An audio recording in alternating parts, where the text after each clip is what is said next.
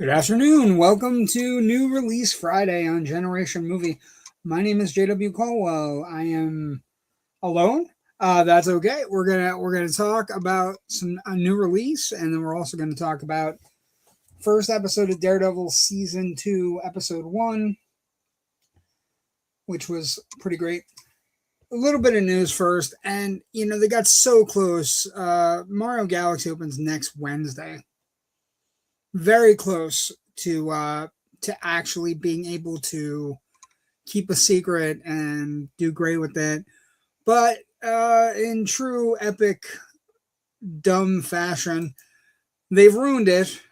Star Fox will appear in Super Mario Galaxy. It was just announced. As what can only be described as a way to build for a Super Smash Brothers movie. I mean, that's where we're headed. I would imagine we're going to face a giant hand or something. But basically, Star Fox is in the new movie, and it's a major character, and it's going places because the voice of Star Fox, Fox McCloud, is going to be Glenn Powell. So, it's not just a one-off if they're giving one of the bigger actors, kind of dominating Hollywood right now. You're basically giving him a full carte blanche, and it could be the next big thing where we're looking at a Smash Brothers movie. This is a live show. Thank you for joining us. I see some people watching. If you like and subscribe to the Indie Escape Network, you get all of our review shows. You get all of our stuff, including Generation Movie, which is our movie history show that we do every Monday night. Me and Rich Dries of the Philadelphia Film Critics Association. I do it every week. This week we got coming up, we have The Color of Money, one of the greatest legacy sequels ever made. We did The Hustler last weekend. We also, every Tuesday night, have a show called Loud and Nerdy, which is a pop culture and news and talk and chat, fighting about, the ways to watch Star Wars movies and all kinds of stuff like that. That's on Tuesday. Every 2 weeks, every other Thursday, we have Untrained and Unscripted with Ryan West and Joe Ridgely. So we have plenty of shows. If you like what you see today, like and subscribe. We appreciate it. It doesn't cost you anything to do, and it helps us out immensely. But today we will be talking on New Release Friday. We'll be talking about this movie, They Will Kill You, which is a new movie from Andy Muschietti and Barbara Muschietti, the producers of It. It's a horror film. It's from New Line. It's got a little bit of everything. We're going to talk about that. We're also going to be talking a little bit about Daredevil Born Again season 2 episode 1, just to get our beaks wet a little bit on the Daredevil hype, because how could you not get hyped about that particular poster right there? And also, I'm beginning to think that Charlie Cox and Vincent Onofrio are two of the better Marvel castings that we've not talked about enough as we progress towards Spider-Man Brand New Day and Avengers Doomsday. So without further ado, let's talk They Will Kill You. And there were a series of posters. So this movie kind of hit last at South by Southwest last year. And it's, Zazie Beetz, who is in Deadpool 2. It's got a good cast. It's got, a young director that is trying things. It has a young singer named Mahala, who's also part of it. It's got Tom Felton, Heather Graham, Patricia Arquette. And basically what it is this little movie where, a sister is trying to find her sister. So it's both a revenge movie and a cult, like a satanic cult movie, and a Kill Bill action movie, and it's fun. It kind of wears out its welcome, and it kind of, goes so far over the top that you kind of like sit back and go, okay, what are we trying to do? And whereas the violence in something like Kill Bill is, very, uber violent, just like this movie is. Whereas this movie, the violence is kind of it's not justified. It doesn't give you the kind of visceral thrill that you would normally get from violence of this type. It is excessive. It is crazy. It is, kind of ghastly, and people being hit with like flaming axes and all kinds of action. But the movie itself, basically follows a woman who gets hired to become a maid for a ultra exclusive condo in New York City called the Virgil.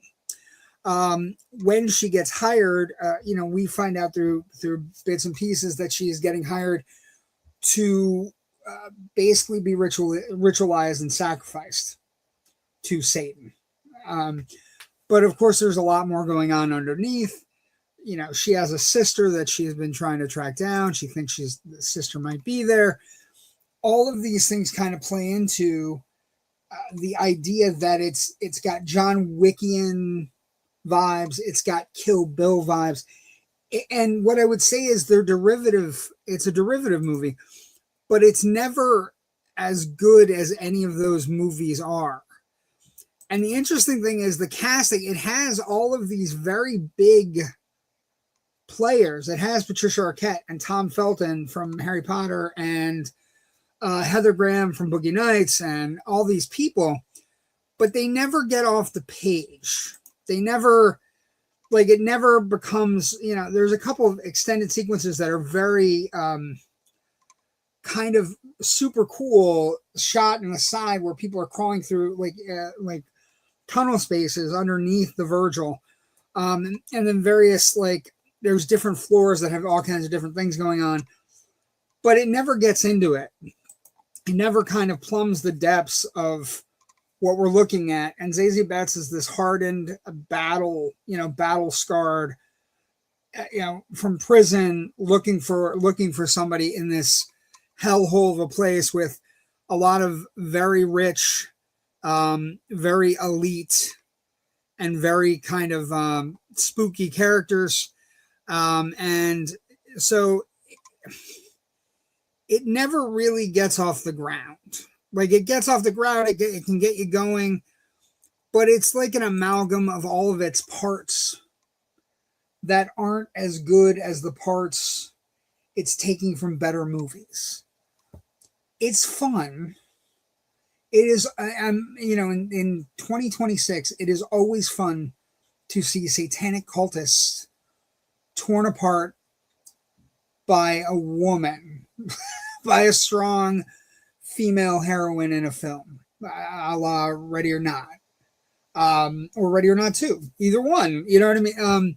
And I think that's kind of one of the interesting kind of sidelights to this movie, is that in this particular day and age right now that we're living in 2026 in the, in film, the biggest, boldest bad guys we have are satanic cultists, rich satanic cultists that are preying on poor people, is where we're at. And we see so many movies with it.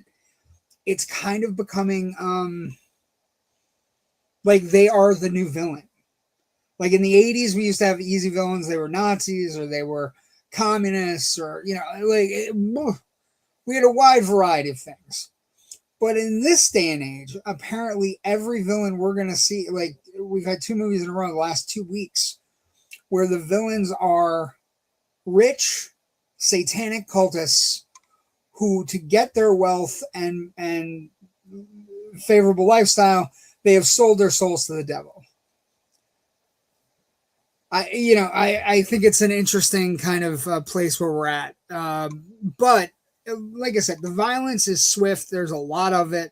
Zazie Beetz is more than game to be a final girl versus, a hotel full of rich satanic cultists. But what I would say is one of the film's choices kind of diffuses any kind of tension.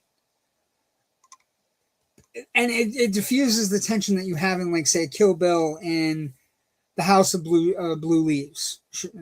The House of, where she's fighting all those people and they're all like, she's maiming and chopping and maiming and chopping.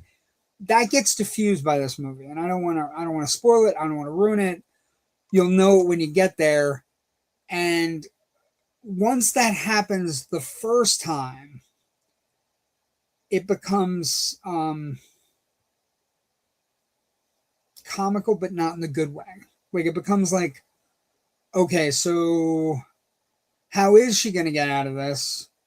And also, all of that cool violence that happens in every scene, you have to take it with a grain. Have to take it with a grain of salt. Hello,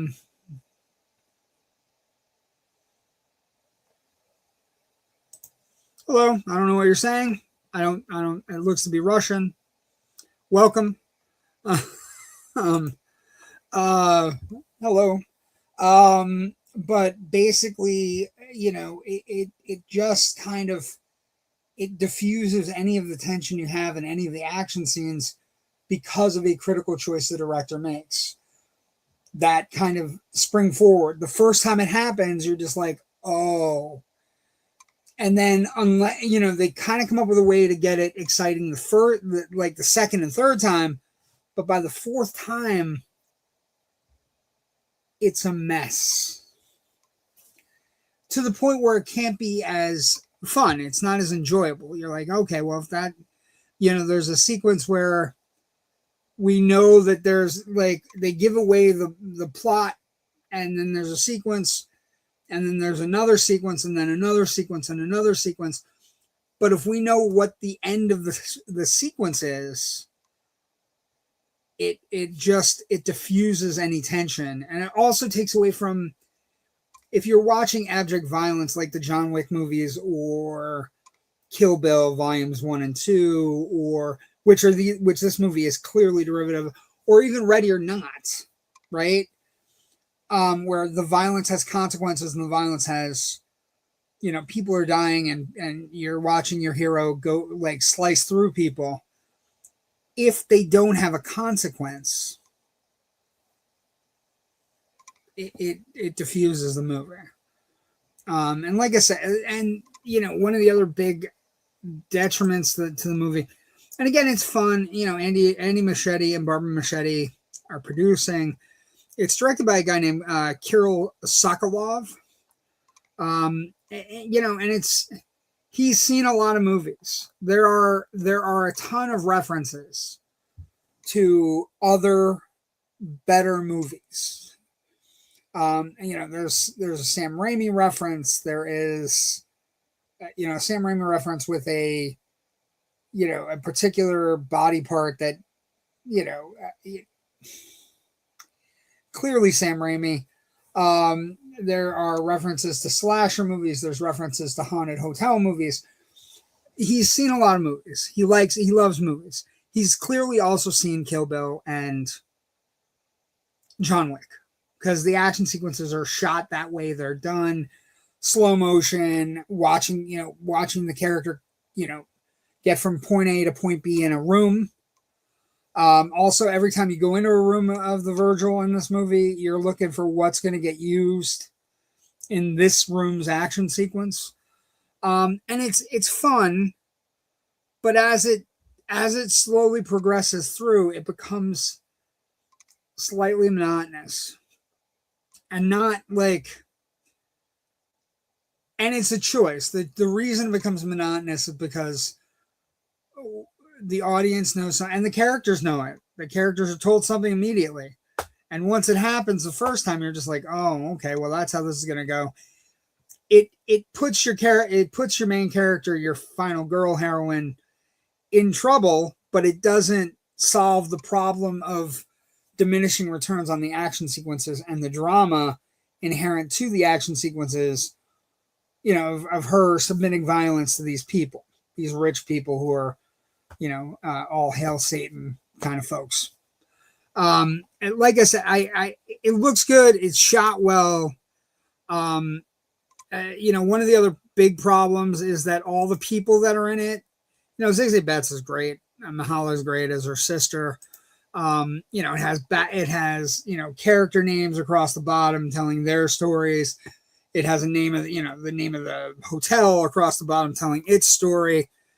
The other big problem that I haven't talked about yet is all of the major cast members, like say Heather Graham right here, or Tom Felton right here, or Patricia Arquette. They're all kind of interchangeable. They're not. There's nothing that propels those characters. Their stories aren't compelling. They're not like a good villain in a John Wick movie, or a good villain in say Ready or Not, or a good villain in Kill Bill, especially with all the named villains in Kill Bill. They all have certain, they have an aura, and they have like a characteristic or like a charisma that makes them exciting. And nothing kind of does that for these characters. They're all kind of, they're wearing their cloaks and their little piggy masks, and they're all eminently interchangeable, except for Beetz and her sister, who come across great, and they have stuff that they're going to play with, and things are going to do. But it becomes interchangeable. Hello from Algeria. Pleasure. Hope everything is going well in your part of the world. Pleasure to meet you. So we have a very international crowd today. Pretty cool. Algeria, and I would assume somewhere in Eastern Europe. Anyway, but so it doesn't coalesce. The drama isn't there. So like when you go and watch a movie like Kill Bill, and you get into the scenes where she's fighting numerous people and she's cutting off arms, cutting off legs, chop, chop, chop, chop, chop. It doesn't have the same drama. And so it becomes like a pale imitation as opposed to a homage that I think what the director was going for. But it does have homages to a lot of movies. And I think you could do a lot worse watching the movie. It's fun. It's just not it's not great. And so it is the first film under Andy and Barbara Machetti's new production company, Nocturna. They're working with New Line here, and I think the goal is to make a fun, cool, hip action horror film, and it just kind of misses, just ever so slightly misses. But you'll have fun at it. But it's not as good as Ready or Not 2 or Ready or Not, and it's not as good, certainly not as good as Kill Bill or John Wick. So, and immediately they take all the consequences away. So the drama gets neglected. Now, it is fun, again, to watch a strong, prison-ready female character hack up rich Satanists in 2026. Never not going to be fun. But it's just it's diminishing returns on all fronts. And while there is a cool ending that I'm not going to give away, there is a big bad, so to speak. Even the big bad gets a little boring during the big fight. So it's just very close. It's ever so close to being good, but it isn't.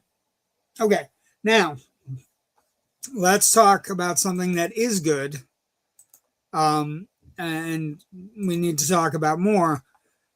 Daredevil Season 2, Daredevil Born Again Season 2, Episode 1 premiered. Name of the episode is called The Northern Star. It's written by Dario Scardapane, who is the showrunner. And last we checked on our intrepid Matt Murdock, him and Karen had gotten back together. They are now fully together in this episode. But as you know, this guy and his wife, Wilson Fisk, played by the amazing Vincent Onofrio, and his wife are running New York City. And so you have the rot of all the corruption that Kingpin brings to the table. You also have the idea that he has a vigilante squad that is, making New York safe again by bringing in vigilantes. We're about to have vigilante trials. So it takes place about probably 6 to 8 to 10 months after the end of season 1. And basically this episode, called The Northern Star, involves Fisk basically trying to find Daredevil. Daredevil infiltrates a ship called the Northern Star. It's a cargo ship carrying military-grade weapons. Basically, the port that was in the end of season 1 has been set up as a place to smuggle things into the United States proper. And Fisk is the person you have to talk to in this regard. Now, this season has promised us we're going to have Daredevil, we're going to have Jessica Jones, played by Kristen Ritter, who cannot wait for her to get back. But it is shaping up to be a Wilson Fisk versus Matt Murdock kind of season. So basically, they have a port, and what they're told, the captain and the first mate are told, is if anybody gets onto the ship, it is meant to be sunk. So they sink it. They basically, all the munitions and things that are on it are left on it. And basically the Anti-Vigilante Task Force, the AVTF, basically starts to get carte blanche. They won't be interfered with by anybody in New York State leadership. And because there's a CIA operative played by the amazing Matthew Lillard, who has ties to someone big and powerful in the MCU. I think it might be Julia Louis-Dreyfus. We don't know who he's talking to, but basically everybody's been told to lay off of Wilson Fisk. And so Kingpin has carte blanche to run the city into the ground, but the rot has started to seep in. We also have the side story where the reporter she is working with Daredevil.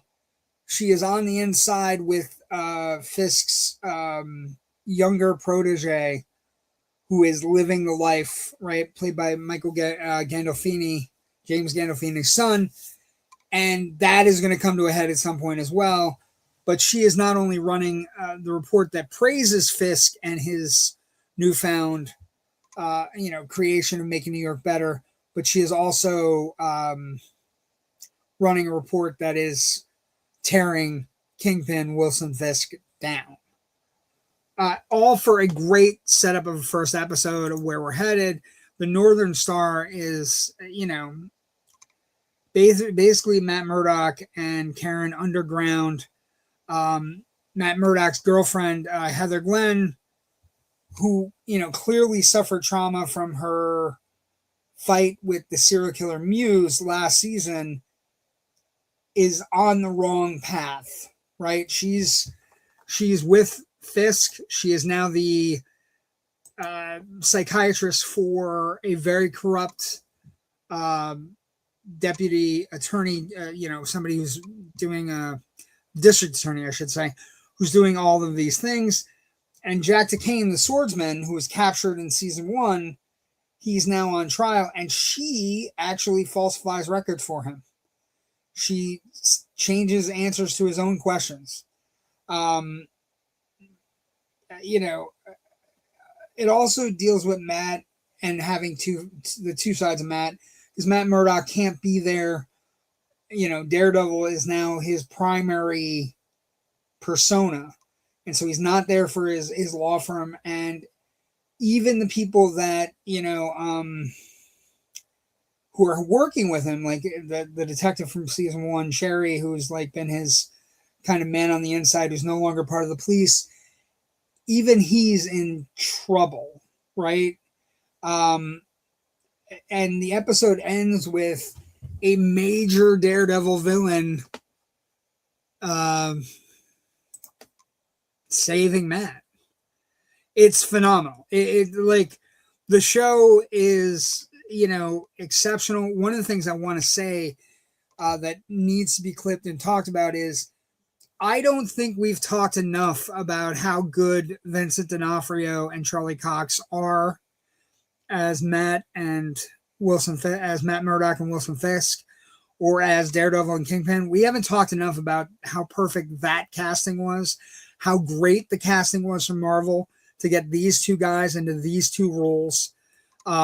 They have amazing chemistry when they've been on screen together. Deborah Ann Woll, who plays Karen, coming off of Foggy's death, and Matt coming off of Foggy's death, and Matt coming off of having to go underground. They're going to play up a relationship there. Everything points to this season being as good, if not better, than season 1, which season 1 was some of the best things Marvel has put out recently, since the multiverse saga began. Also, just in case you're wondering, they did release a really cool way to show you the episode chart. They put out this ad, New York Bulletin, ordinance from Mayor Fisk. All citizens must watch Daredevil Born Again Season 2, 6 p.m., which is 9 p.m. Eastern. But these are the episodes, and they gave away a big teaser. So first episode, Northern Star, March 24th. 2 episodes next week, March 31st. We have Shoot the Moon and the Scales and the Sword. April 7th, we have Gloves Off. April 14th, we have The Grand Design. April 21st, Requiem. April 28th, The Hateful Darkness. And May 5th, The Southern Cross, which will all lead into May 12th, a full-length Punisher movie called One Last Kill, where I think these Marvel shows, these two, like the Defenders Marvel universe is boiling. It is bubbling. Matt Murdock, we're going to get the black suit. We're going to get the double Ds in red. I can't express how excited I am about this show. And I think what I'm going to do is I'm going to do an episode review every Friday along with my new movie reviews. I did it today because I was thinking I only have one movie to do. They Will Kill You. But I think maybe we'll add it to the mix on Fridays. So we'll do a little Daredevil talk. This episode, Northern Star, really gets it going. Puts villains in hero roles, puts heroes in villain roles. Matt's former girlfriend Heather Glenn has taken a dark turn after her big feud, like her big kind of like her attack from Muse. I just think there's a lot going on. It's going to be a great season. And I appreciate you spending your Friday afternoons or Friday just finding out what's coming out, what's going. They Will Kill You fun, derivative, not nearly as good as the parts from other movies that it uses. And Daredevil Born Again Season 2, it is must-watch television because Matt Murdock and Wilson Fisk have been brought so vividly to life by Charlie Cox and Vincent D'Onofrio that you can't not look away. And when you add other pieces, you had Matt Lilliard, who's playing a CIA operative. We don't know who he's connected to, but it's a major player in the MCU. I think it might be Julia Louis-Dreyfus. I don't know. Once you add all those pieces, also, can I point out full white suits and white jackets and full Kingpin, full comic book Kingpin. You know, the white, the white of a fake hero, of the ultimate villain. But if you like what you saw here, if you like our pledge to be a place where creatives unite, join us for Generation Movie on a Monday night. Where this Monday we'll be doing the Color of Money, talking about one of the great legacy sequels of all time. Join us on a Tuesday night at 9 p.m. live for Loud and Nerdy, where we're talking about all the fun stuff, like why did we release a poster of Fox McCloud when we were so close to getting to it and not having any talk about a Smash Brothers movie until maybe the cutscene Wednesday for Super Mario Galaxy. Or join us every second Thursday with Riot Ryan West and Joe Ridgely. They did a great show last night about AI. Join us, like and subscribe. I want to thank you for joining me on a Friday afternoon today. Enjoy your weekend. Go see a movie. Go see something. If you don't want to see, or if you want to see, satanic people cut up by other people, Ready or Not 2 is still out there. But the big movie that's out there that everyone should see on a big screen, the biggest you can find, the loudest you can find, Project Hail Mary is a winner. It is the movie everybody's talking about, as they should be. It's great. Ryan Gosling's fantastic. Rocky is the stuff of movie legends that we talk about. Have a great weekend. We'll see everybody next week for New Release Friday. Thank you. My name is JW Colwell. This has been Generation Movie. Have a great weekend. Enjoy.